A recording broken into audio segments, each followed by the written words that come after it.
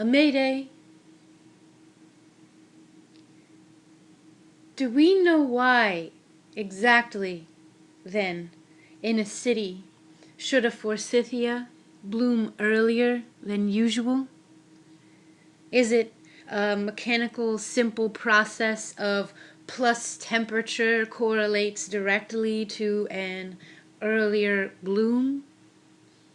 Is it because the brick, memory driven in the worn out extractive industries, soaks up and then beams heat to coax out the early sun yellow of the forsythia's plexus joy? Inspiring subtly somehow all to continue laboring, carrying bits of something from here to there, from there to here, from not quite here, but maybe there now, maybe, but also maybe not quite, and stopping, but only for a small moment to swipe in slipping, sliding fashion the calloused hand across the hardened brow, to drink in the satisfaction of the toil as the turmoil wrought in industry comes crashing down around, plain as day, plain as blossoming, blooming, early sun yellow. This brick that, when the storied facade of such illusions crumble to fine dust, when chewed by worms and through them runs brick-red memories, making them more attractive to the fish, creatures with amorphous, aqueous memories of form and boundary evolved in water, symbolizes what?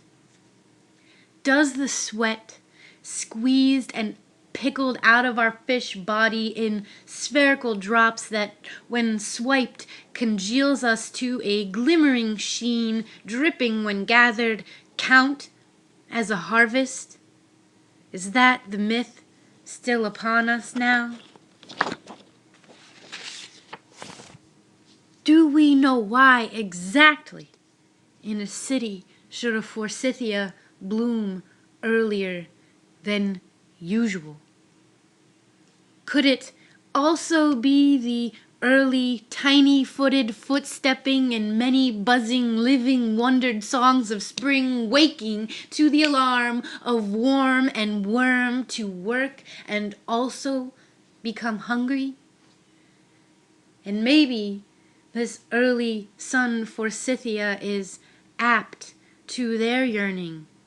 before even low-growing dandelion, and is open with scant, sweet nectar, scent, and all things glorious and subtle to the senses and antenna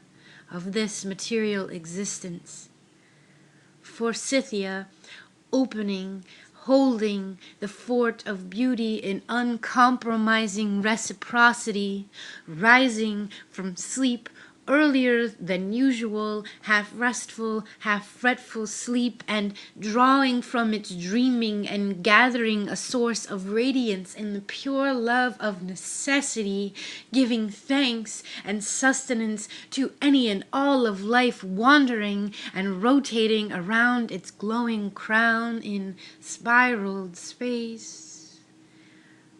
Forsythia, with ranunculus and aconite, have woken early this 2019 in brick year for ants and bees to feast in moderation early upon it and bear a pollened message to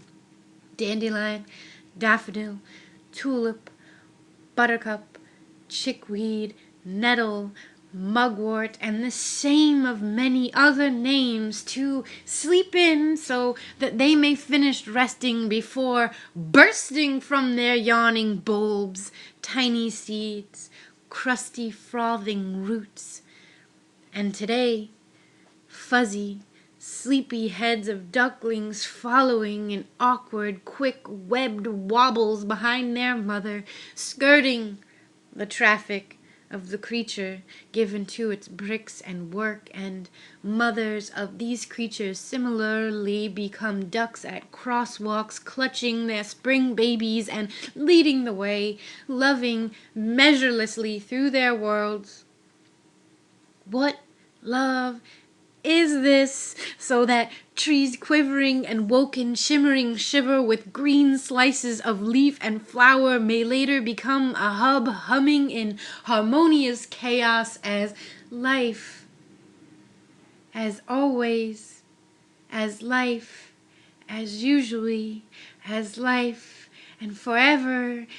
casually, miraculously, celebrates, creates itself.